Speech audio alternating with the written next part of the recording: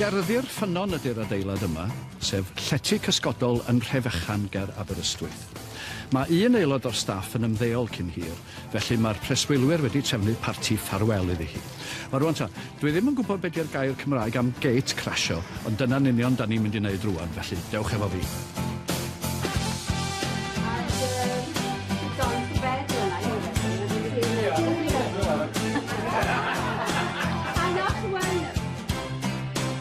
Helo, Rita Llwyd.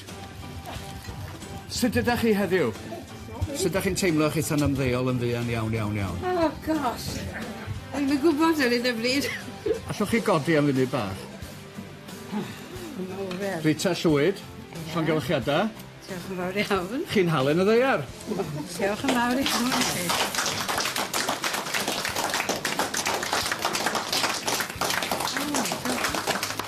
Wel, mae Rita'n heiddi halen y ddeiar, neu bos nag o'n i bai. Mae'n neud cymaint dros y tenantiaid yn y Gerddi Ffynnon. Mae'n trefnu pob math o weithgareddau. Ni'n cael bingo a gwasanaeth bob mis a cymen a holl partion penblwydd, 70, 80, 90, a oedd un dyn ni llynedd yn 100. A peth arall mae'n neud wedyn, dwywaith y flwyddyn, a mae'n trefnu i'r nhw fynd ar llon bws i Landudno ar wythnos o wyliau. A mae'n mynd gyda nhw wedyn i edrych ei holau nhw a batio bod nhw'n diogel, chymod. Lle cyntaf ni'n dod bob bore i'w ato Rita fan hyn i weld os yw popeth yn iawn yma, gweld Rita ar y ffôn pan bod gwaith yn y mewn i ni. Mae'n gadael i wybod, mae hynny ar ben y gwaith mae'n neud fan hyn. Ydych ar ôl hyn bobl bod yn gymorth iddyn nhw. A ni ddim yn siŵr beth sy'n mynd i ddigwydd nawr. Ni ddim yn mynd i fod ar golled. Mae'n cael lot o hwyl, a mi'n credu na pan mae'n mae'r boblogaidd yma, yn wedi gyda'r tenantiaid. Mae wedi gweld lot o tenantiaid yn mynd a dod, mae amseru digon trist wedi bod yma. A mi'n credu bydd hi'n amser trist y diwrnod ni'n gadael. Wel, Rita, llongyfarchiadau ddechrau. O, diolch yn fawr. Sut ydych chi'n teimlo rwan? O, braidd yn grynedig, ond surprise neis iawn. Pa bleser ydych chi'n gael o'r gwaith? O, pleser mawr.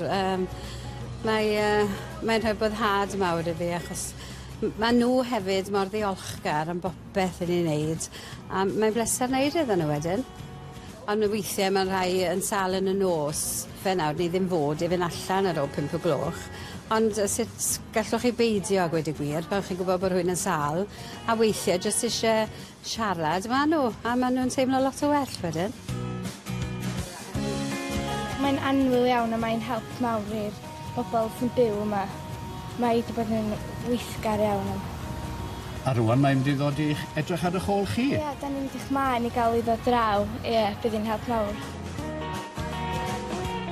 Sut mae bywyd yn mynd i fod i chi ar ôl hyn i gyd? Hollol wahanol a fi ddim yn gwybod be fi'n mynd i wneud, ond cadw'n brysur, achos dda'n byw yn agosach at y 2 ferch ar Mab yng Nghyfraith a 5 o wirion y Weresau. Felly fi'n credu fyddai'n reit brysur gyda nhw.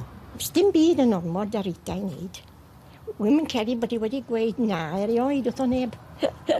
Chi'n bod allwch chi weid am Rita, mae'n mynd yr filltir ychwanegol. Fydd gwaith da rhywun llanw par mawr o sgidiau ar ôl Rita. Pobl ci mam hi.